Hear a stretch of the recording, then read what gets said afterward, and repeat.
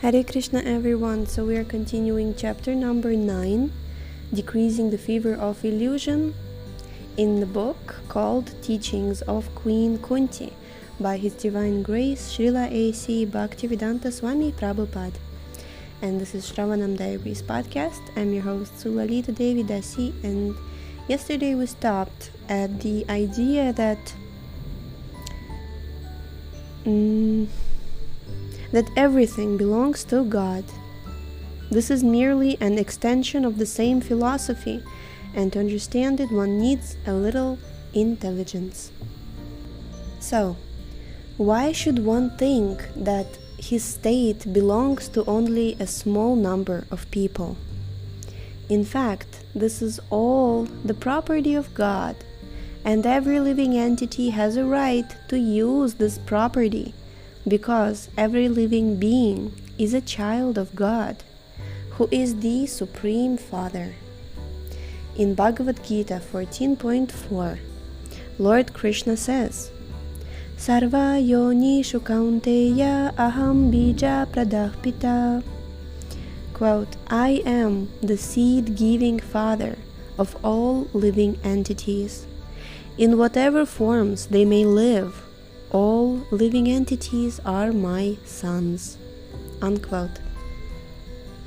We living entities are all sons of God, but we have forgotten this, and therefore we are fighting.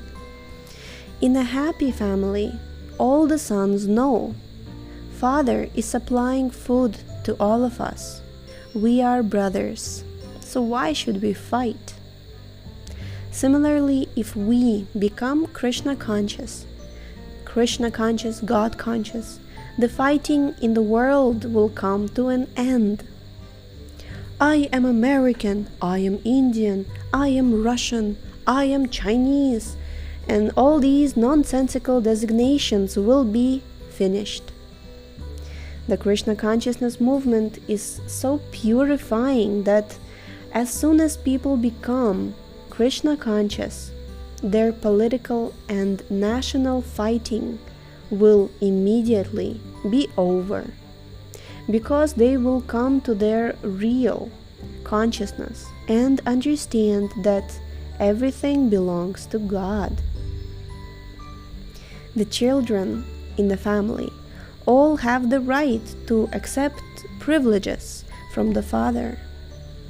Similarly, if everyone is part and parcel of God, if everyone is a child of God, then everyone has the right to use the property of the Father. That right does not belong only to the human beings. Rather, according to Bhagavad Gita, that right belongs to all living entities. Haribol! Regardless of whether they are in the bodies of human beings, animals, trees, birds, beasts, insects, and whatever. This is Krishna consciousness. In Krishna consciousness, we do not think, my brother is good and I am good, but all others are bad. This is the kind of narrow, cripple consciousness we reject. Rather, in Krishna consciousness, we look equally toward all living entities. As stated in Bhagavad Gita 5.18, Vidya vinaya sampanne brahmane gavihastini shuni chaiva shvapakecha panditah samadarshana. Quote, the humble sage, by virtue of true knowledge, sees with equal vision a learned and gentle brahmana, a cow, an elephant, a dog, and a dog-eater, outcast. Unquote. One who is a pandita, one who is learned, sees all living entities to be on an equal level. Therefore, because a Vaishnava or devotee is learned, he is compassionate, lokanam hita karinau, karinau. Lokanam hitakarinau. And he can work in such a way as to actually benefit humanity. That's so beautiful, actually. Devotees are actually pure devotees, like Krishna conscious devotees. They're actually benefiting humanity.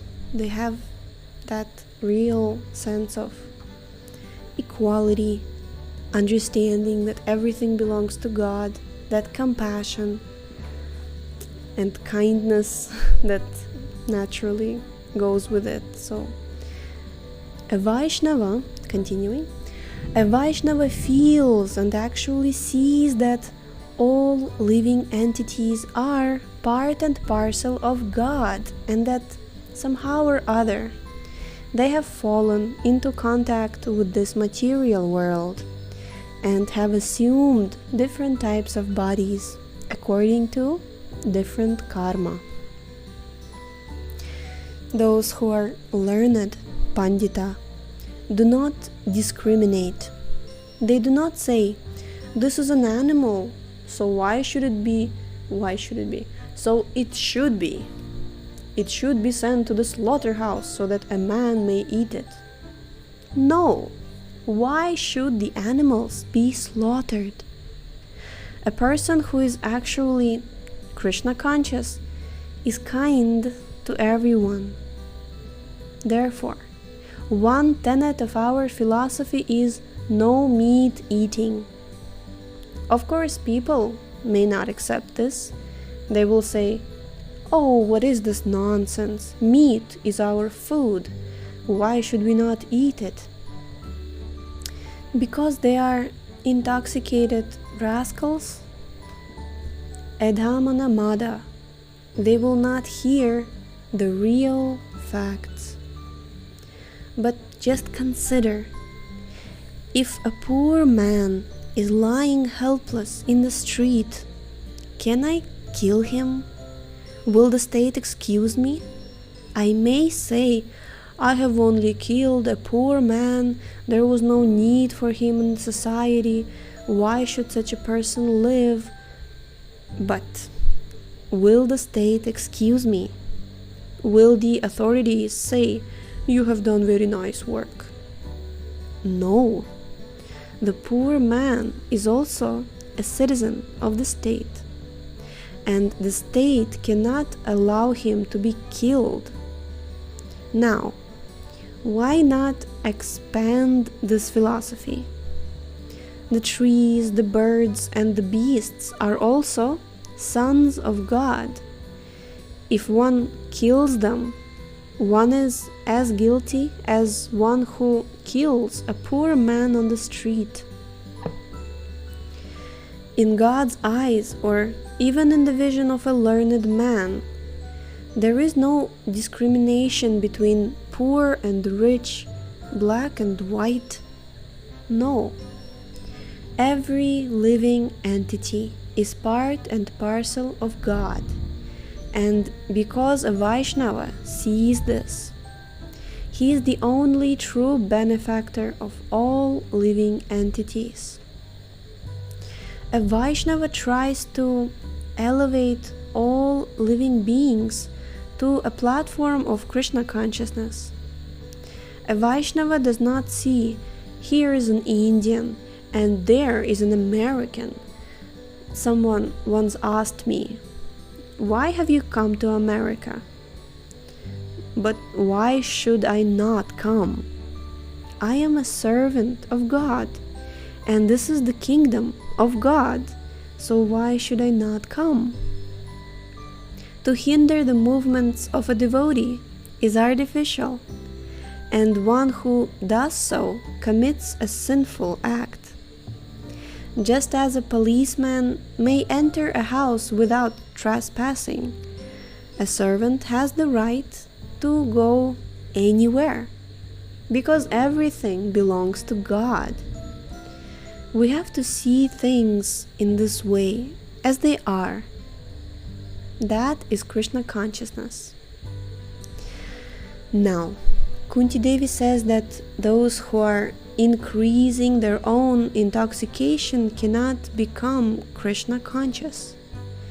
A fully intoxicated person may talk nonsense, and he may be told, "My dear brother, you are talking nonsense. Just see, here is your father and here is your mother." But because he is intoxicated, he will not understand, nor will he even care to understand. Similarly, if a devotee tries to show a materially intoxicated rascal, "Here is God," the rascal will not be able to understand it. Therefore, Kunti Devi says, "Tvama kinchana gocharam," indicating that to be free from the intoxication caused by high birth, opulence, education, and beauty is a good qualification. Nonetheless, when one becomes Krishna conscious, the same material assets can be used for the service of Krishna. For example, the Americans who have joined the Krishna consciousness movement were materially intoxicated before they became devotees. But now that their intoxication is over, their material assets have become spiritual assets that may be helpful in furthering the service of Krishna. For example, when these American devotees go to India, the Indian people are surprised to see that Americans have become so mad after God. Many Indians strive to imitate the materialistic life of the West. But when they see Americans dancing in Krishna consciousness, then they realize that this is what is actually worthy of being followed. Everything can be used in the service of Krishna. If one remains intoxicated and does not use one's material assets for the service of Krishna, they are not very valuable. But if one can use them for the service of Krishna, they become extremely valuable. To give an example, 0 has no value, but as soon as the digit 1 is placed before the 0 immediately becomes 10. If there are 2 zeros, they become 100, and 3 zeros become 1000. Similarly, we are intoxicated by material assets that are actually no better than 0. But as soon as we add Krishna, these tens and hundreds and thousands and millions of zeros become extremely valuable. The Krishna consciousness movement, therefore, offers a great opportunity to the people of the West. They have an overabundance of the zeros in materialistic life, and if they simply add Krishna, their life will become sublimely valuable. Jai, we have completed this chapter, and tomorrow we shall read the next chapter entitled The Property of the Impoverished. Haribol. Just to kind of say few words about the previous chapter is that Srila Prabhupada is speaking on this point back in 60s, and right now it's actually more common that there are very few people, relatively few people, who are actually intoxicated by material assets, and the majority are actually frustrated, depressed, lost, misguided, bewildered, having an existential crisis and so on. And right now, at least from what I can observe, either people are so materially intoxicated that it's just crazy, or people are so materially exhausted that just they don't see the point in life. But in both cases, the solution is actually to add Krishna, to add God in their life. And then no matter what one's position is, then if one has some so-called valuable material assets which have actually no value on their own, he turns them into spiritual assets. And if one doesn't have any material assets, then he actually gains more, because he doesn't have material assets as it is, but now he has spiritual assets which are infinitely more valuable than anything one has ever wanted to have. So it's the time of great opportunity for both the camps to actually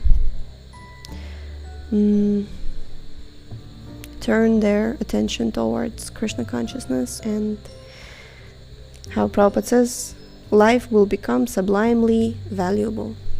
So, thank you so much for tuning in today. The link to this book is in the description, and we shall see you tomorrow. Hare Krishna.